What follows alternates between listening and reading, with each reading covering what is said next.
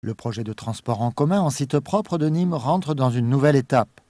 Après une première phase d'études et de débats publics qui a conduit notamment à un rallongement de la ligne, après quelques retards liés à des contraintes hydrauliques, l'ensemble du tracé va une nouvelle fois être soumis à la population dans le cadre d'une enquête publique programmée du 17 mai au 18 juin 2010. On en parle depuis longtemps, mais c'est vrai que dans toutes les villes, quand on lance une opération TCSP ou tramway, c'est 7-8 ans à peu près.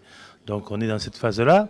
Donc aujourd'hui, ce qu'on voulait vous faire découvrir, l'itinéraire confirmé, mais surtout l'aménagement de façade à façade dans les rues et l'aménagement des différentes places qui vont jalonner les 6,5 km de cette première ligne.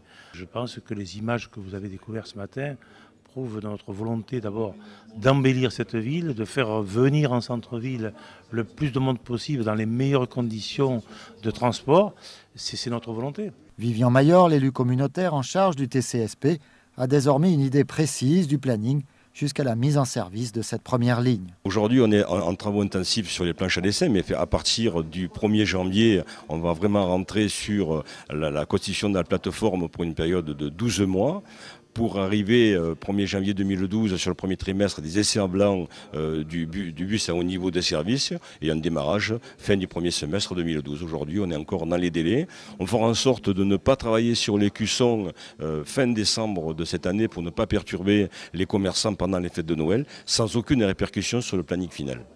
Les travaux spécifiques au TCSP viendront se rajouter aux chantiers déjà engagés, comme le plan K2. Il va y avoir plus de travaux, je crois qu'on ne peut pas cacher aux Nîmoises et aux Nîmois que cette ville va continuer dans ses travaux. Je crois que c'était un choix où on pouvait étaler ça sur 10 ans, où on faisait des travaux tous en même temps.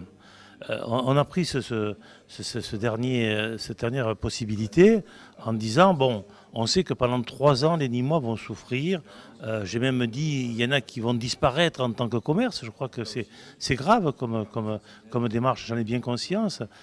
Mais c'est pour retrouver un mieux après, c'est pour faciliter les choses après. Jean-Paul Fournier a également rappelé la volonté de son équipe d'accompagner les commerçants dans cette période difficile.